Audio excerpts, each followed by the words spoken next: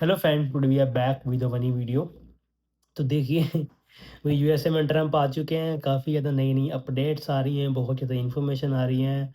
Okay, बहुत ज़्यादा students हैं जो कि सोच रहा था एसाइलम अप्लाई करने का। जब बहुत ज़्यादा लोग जो है मेक्सिको वाली साइड से बॉर्डर क्रॉस करते हैं अपनी एसाइलम अप्लाई करने के लिए, मतलब बहुत ज़्यादा जो स्टूडेंट्स हैं जो कुछ मतलब रिफ्यूजी डालना चाहते हैं, मेरे पास उसी टाइम से काफ़ी कॉल्स मैसेज व्हाट्सएप पर आ रहे हैं कि sir I need information what I should do, can I do या can I apply asylum in USA or not, where I should apply my asylum in Canada और USA।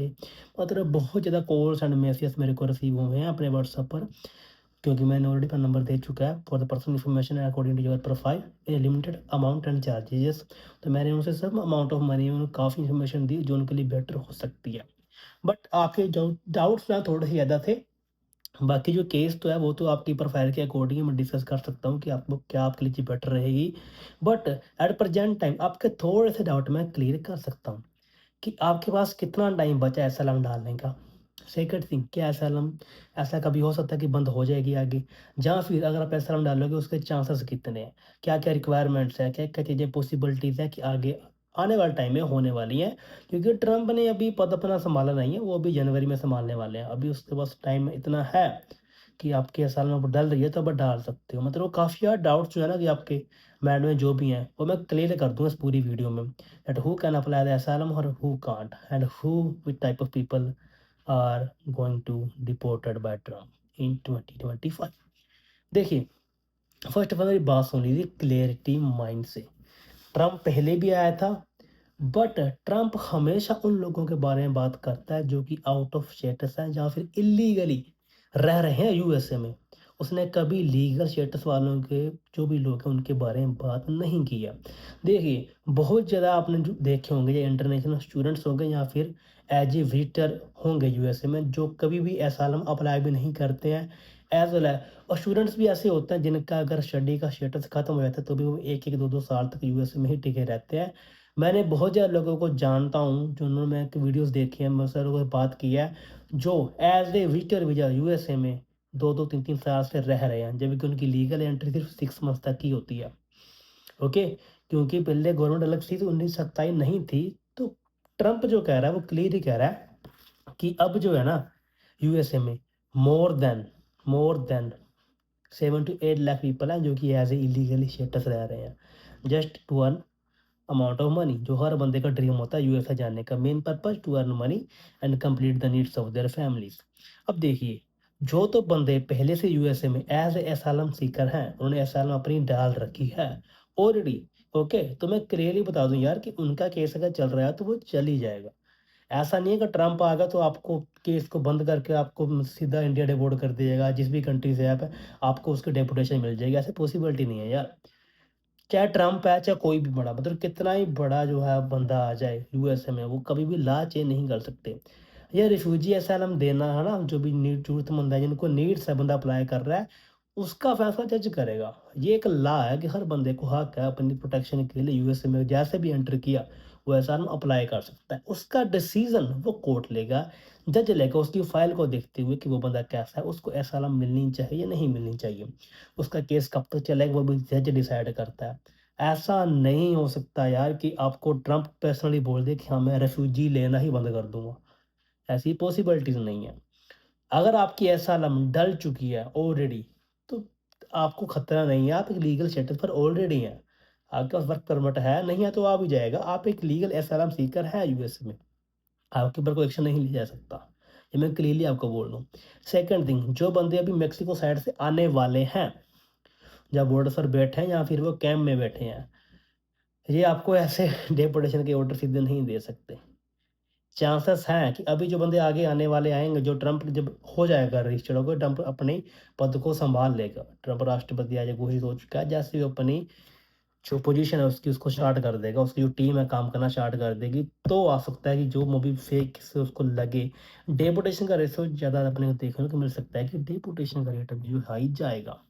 But उसमें भी क्या है, पहले जैसे आपको नॉर्मल देखने को मिलता था, जिन बंदों ने पे किए होंगे some amount of money. Okay, जिन लोगों ने पहले कैंप में जो बंदे होते हैं उसको एक बॉन्ड बनना होता है। जो पहले उसकी अमाउंट थी मोर देन 3 लाख 4 लाख, वो भी अकॉर्डिंग टू पर्सन उसके केस के अकॉर्डिंग होती है कि इसको कितने अमाउंट अपने चार्ज करनी है। वो भी सिटिजन बंदा कोई भी उसका बॉन्ड भर के उसको छुड़वा के लेके जाता था, एज उसकी एसाइलम अप्लाई हो जाती थी। But in some cases they use to charge like 18 lakhs 20 lakhs, depend करता है पर्सन पर, केस के अकॉर्डिंग क्या वो चार्ज करते हैं। एंड कुछ लोगों को केस अगर लगता है कि हाँ मेरा जेन्युइन है, तो स्टोरी उनको बढ़िया लगती है कि हाँ मतलब जेन्युइन तरीके से आंसर कर रहे हैं, देन उनको बिना अमाउंट ऑफ बॉन्ड के या बिना किसी रेफरेंस सिटीजन के भी उनको छोड़ दिया जाता है विद मतलब उनकी लोकेशन के साथ, ताकि वो मिलते रहें, उनकी डेट वगैरह को ट्रैक कर सकें। 1 मंथ के लिए ट्रैक करते हैं भैया, 20 डेज़ के लिए, वो उन पर डिपेंड करता है, जिनको वो खुद अपने आप छोड़ देते हैं। अब देखिए, अब ये बॉन्ड जो पहले था मे बी 3 लाख 4 लाख, ये भी आगे वाले दिनों में 20 लाख 25 लाख तक भी जा सकता है। If you don't have that amount of money, you will be deported from the USA to your own nation. तो ये चीज़ डायरेक्टली आने वाले डेज में ये होने वाली है। सेकंड थिंग, जो बंदे बॉर्डर से पड़ के पकड़े जाएंगे, क्लियर ही है, जो भी आने वाले डेज में higher chances they are gonna be deported that from the Mexico side.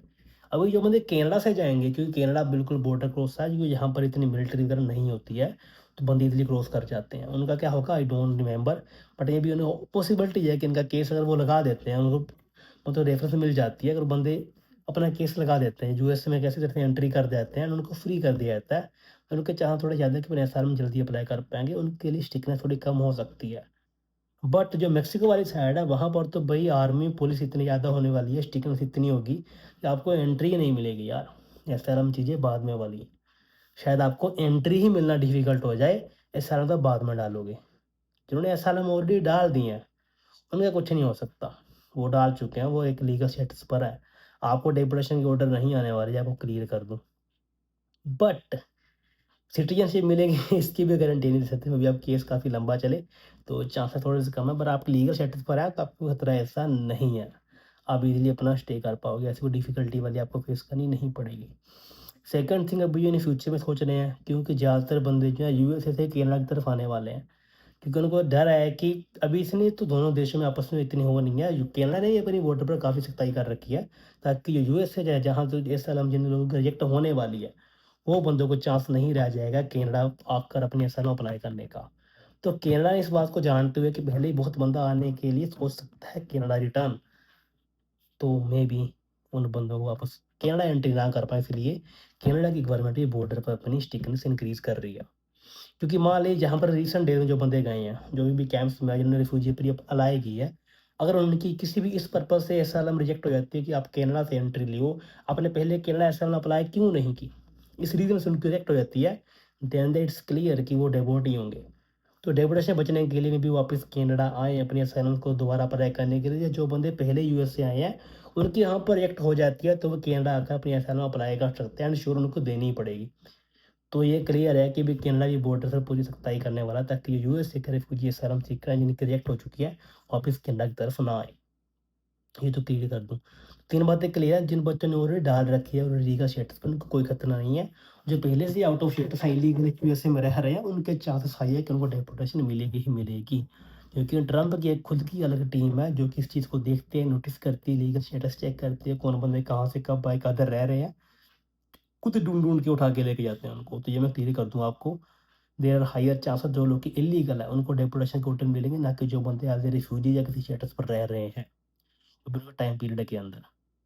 तो अपडेट उनके लिए जो बंदे इल्लीगल यूएसए में भी स्टे कर रहे हैं, ना कि उनके लिए जो बंदे लीगल वे में रह रहे हैं। लीगल वे कैसा भी हो, चाहे वो एसाइलम सीकर है, चाहे विजिटर है, चाहे वो स्टूडेंट है, चाहे वो वर्क परमिट है।